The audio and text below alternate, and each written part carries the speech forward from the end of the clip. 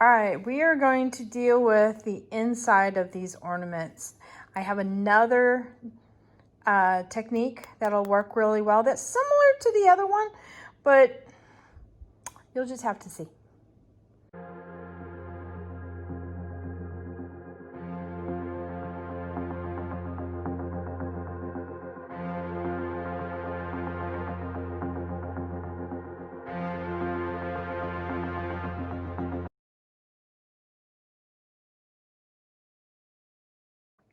Howdy, howdy, this is Clara Lawrence.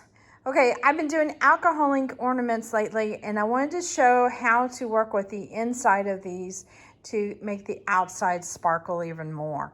So I showed you a technique where we used polyacrylic with glitter, but now we're going to do the same thing, polyacrylic, but with mica powders specifically.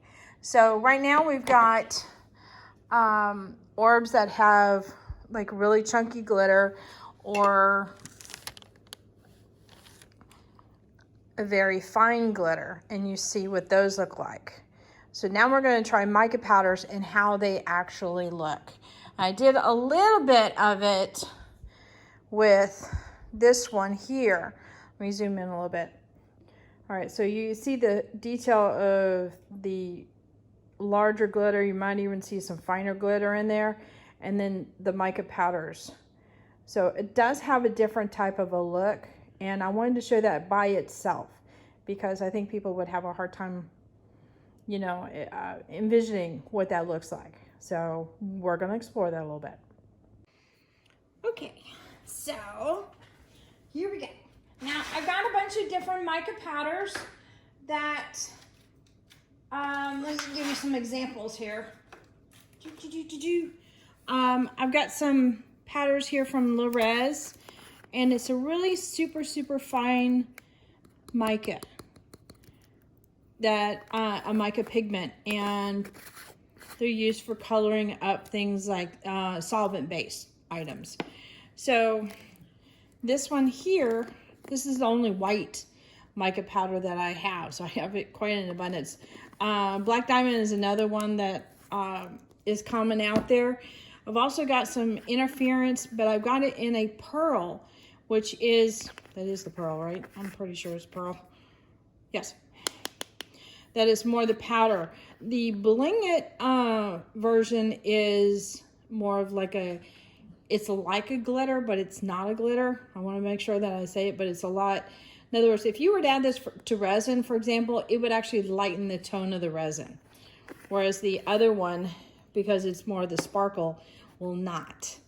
So I've got a gold interference and I've got a blue one. You see how it's kind of powdery like there? So we're going to play with that. And I've also got some metallic color micas, but these ones here, like for example, the Just Resin ones will probably work just fine. So that's also another option, another way of using those.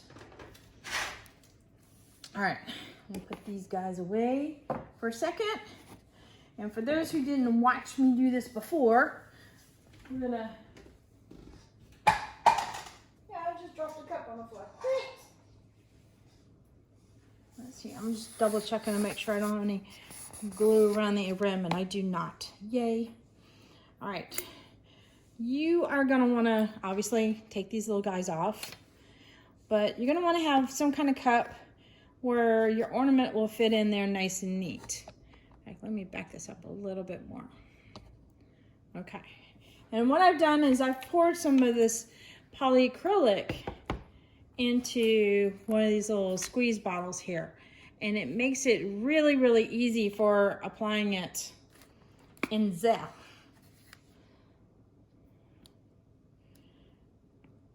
And literally what we're going to do is coat the inside with a thin layer, turn it upside down so that it can drip out mostly, and then wait for it to get to kind of a tacky consistency. So we're literally gonna twirl it around and give everything a nice light coating.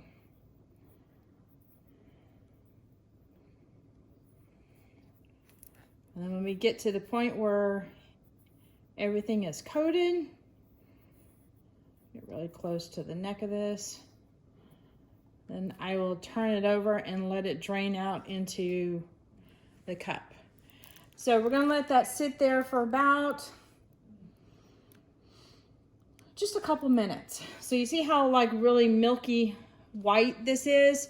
So we're looking for it to get a lot less, like less milky, but not clear.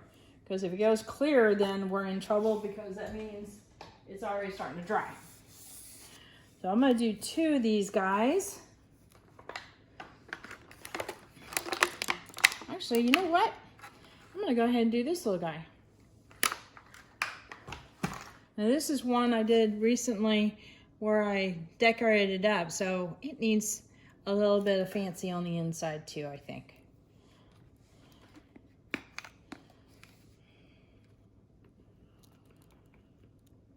I would recommend doing these up ahead of time before you do the alcohol ink, but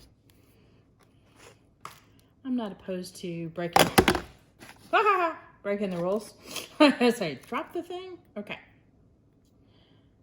No, that's not good. Now, if it's hard to see it, just twirl it a little bit extra until you're pretty sure you got everything covered.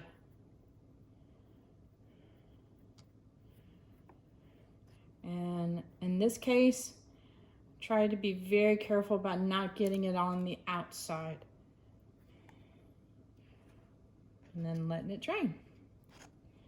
You can see some of the rainbow that I used on the outside of this. All right, let's see, this is almost done. All right, I'm gonna pause this for a moment and give these guys a chance to get tacky. This one's good.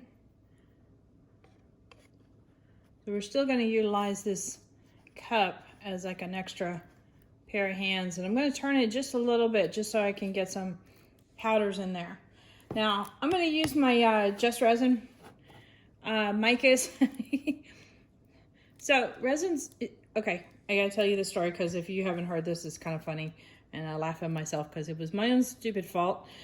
Whenever I use a color for the first time, and I do this with paints and such, I'll put a sample of the color on the top because it makes it easy for when you're planning out a painting and you just lay out your colors and you're like, don't want that together with the other one. Makes it for very easy.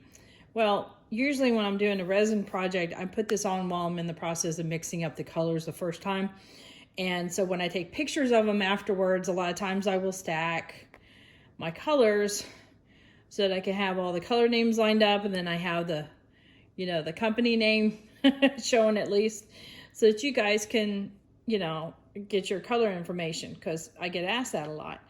Well, I had forgotten that I just put the color bit on the aluminum, and well, resin, you know, it's kind of a glue too. Oops. So at any rate, you ever see them stacked up and it's like, wait a minute, she didn't use gold? That's why it's like that. So, oops. Now, mica powders are very, very, very fine. Don't have your fan on. And move kind of slow. You can do this. So I'm just going to put it in, dump it down. I'm going to get a couple of scoops of this.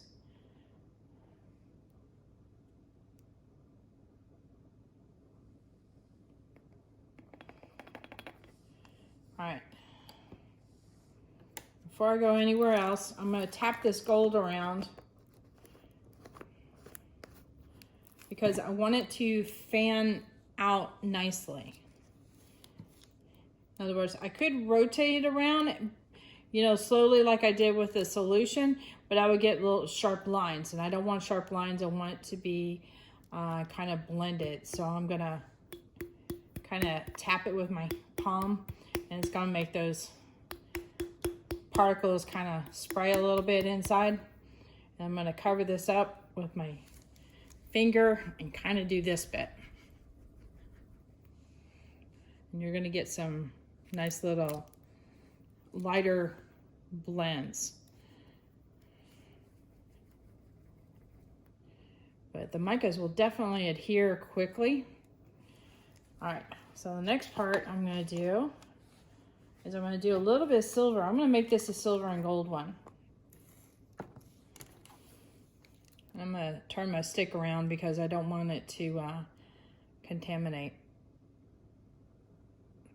And if you want to drop that right on top of the gold down below, go right ahead. At least you know it's in an area that already has micas attached.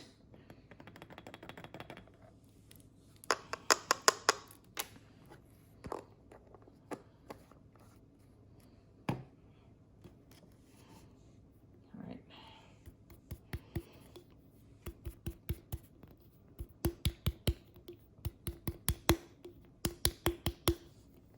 My thumb over the end of it. We're gonna give it a big shake.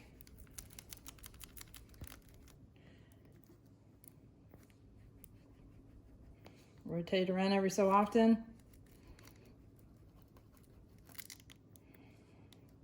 All right, so now we're getting some blending of some colors here. A little bit of both, a little bit of both, some with just the one. So I'm gonna keep on repeating this and get more gold in there. You know what actually might look pretty?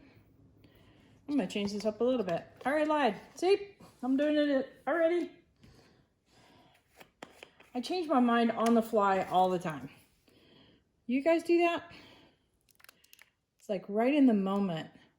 This is a gold powder interference that I think would be pretty, and it'll also be a little lighter. So I'm gonna put that in there.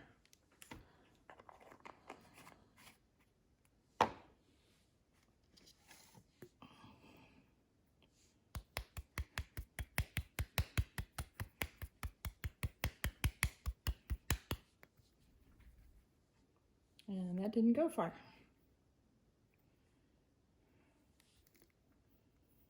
All right, we're gonna put some more in. Let's try that again.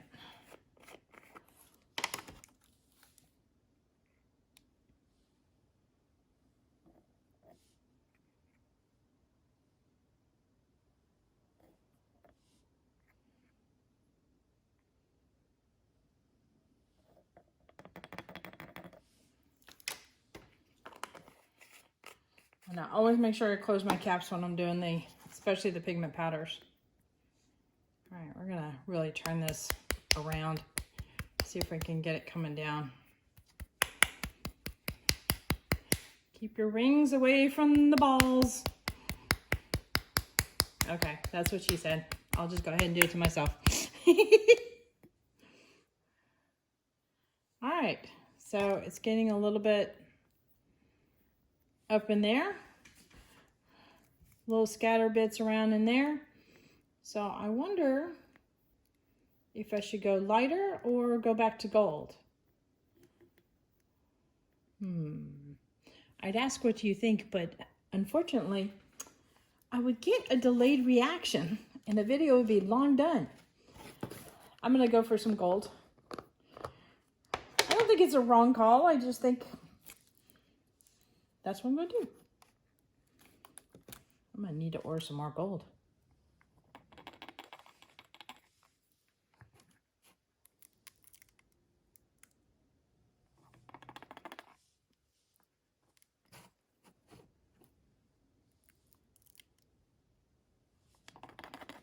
Now I'll tap this ball upside down and get all the mica powders out that are left. And they won't go to waste because I'll use them on my next resin project and just kind of mix them together and we'll get a mystery color. See, that's working out pretty good there.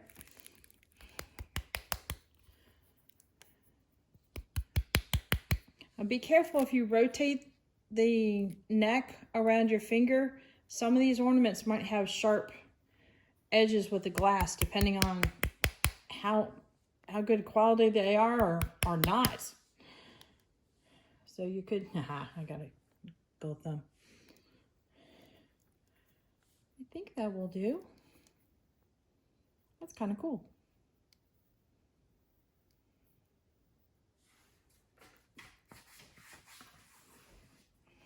All right, Now the gold and the silver are going to start bonding with the polyacrylic and may even start melding together a little bit more because that polyacrylic is still fluid. It hasn't dried completely. So this could change a little bit. But see, right now it's kind of a nice pretty ball. All right, let me get a cup here and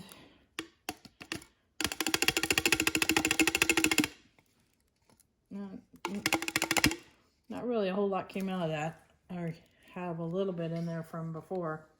Okay, one down. Let's see. This one, we're gonna put some white pigments in here and some interference pigments. So I've got the white, which is what they call a silver pearl.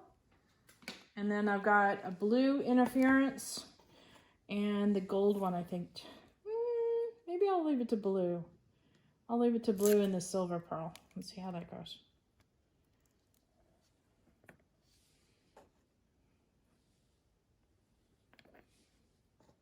I always start with one color and start fanning it around so it gives me a place to start moving the powders. And then I use that place to dump the additional colors onto. So I don't end up with like little color spots all over the place. Unless, of course, that's what I want. Okay. So it's still moving around in here, and that's okay. I'm going to put some interference in here. Let's see.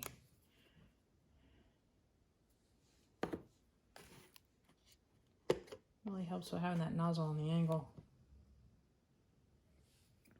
Now I'm trying to get it all the way down to the base where the white has already been started. So I'm kind of avoiding that little puddle that I was just talking about. Okay, I'm doing it again. Yep, I lied. I'm gonna add some gold in there. Now the cool thing about the gold or the interference colors is they don't mix. You might get one right next to each other. They might fan out very lightly next to each other, but they will never mix. It won't turn green. Okay. So that's a very cool thing. Unless, if you wanted to blend, then I would advise doing something that is not interference related. Now, I could tell you why, but I don't honestly know. Leslie, the owner of ClaraLawrence, she is very knowledgeable about micas and has done an excellent job on her products. And that woman has a wealth of knowledge. So you have questions on that, she is a person to talk to. So I'm just going to loosely tap this and move it around, and I'll start getting combinations of those colors. And it's going to look really pretty. All right, we're going to give it a big shake. Let's see if we need any other. It's like I almost need it around here.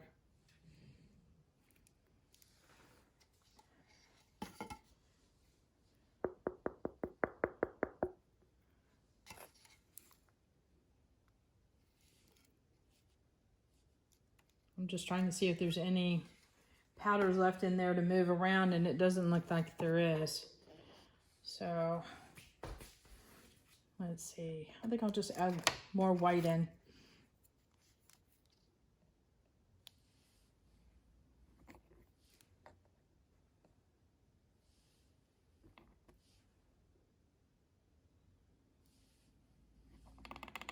If anything, it'll fill up all the gaps.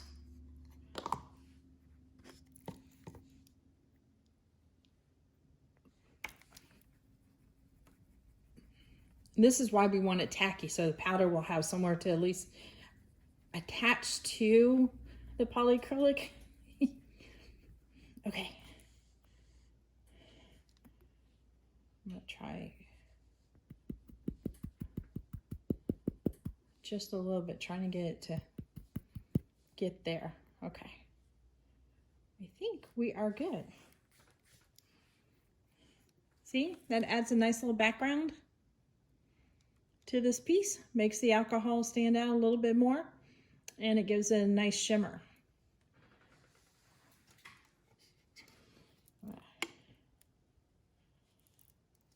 Again, not a lot coming out, so apparently I needed that bit. Alrighty. So let me see if I can crop this up in a way, and I will bring you in for a close-up. Okay, this is slightly better lighting and you can see what's going on here. Let me zoom you in. Okay, so you see how that has a nice little pearl feel to it? Now, like the glitter, I would let this go ahead and dry for, you know, overnight, half a day kind of thing. And this is where having the white background really comes into play. If you have any light detail with the alcohol inks, it can really pick that up. So, you know, where this purple is getting really nice and faded, you know, if that gold were to come over across the ball and there's nothing else behind it, you know, you would still be able to pick up that gold a bit. So that's where it really comes in. And that purple is very light at the top there. And it really makes these lighter tones that would be lost because of their transparency and seeing through it and seeing the distractions from the backside. Now you can, whoops, see those colors really well. All right, so here's the gold and silver one. See, those by themselves would be nice and pretty too.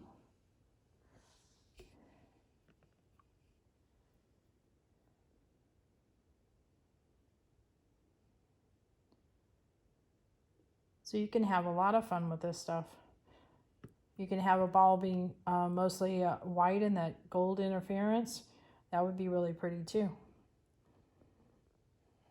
I like how I can fan out the gold and have the silver kind of blend in together so it feathers it instead of it being a harsh line. Now you can do the harsh line, and I'll bring in this other one to show you again. If you just simply twirl it around, you can get like a harsh line like that from doing that. And you do that with your first color. But if you pounce it, then you get this fan kind of blend look. And that's how you can get ombres. So it depends, do you want to, you know, different levels, or do you want it blended and have an ombre look? So that is how you do that, by depouncing. All right. So that is the other way of making your alcohol ink or whatever else you're going to put on your ornament shine with messing around with the mica powders on the inside. All right. There you go.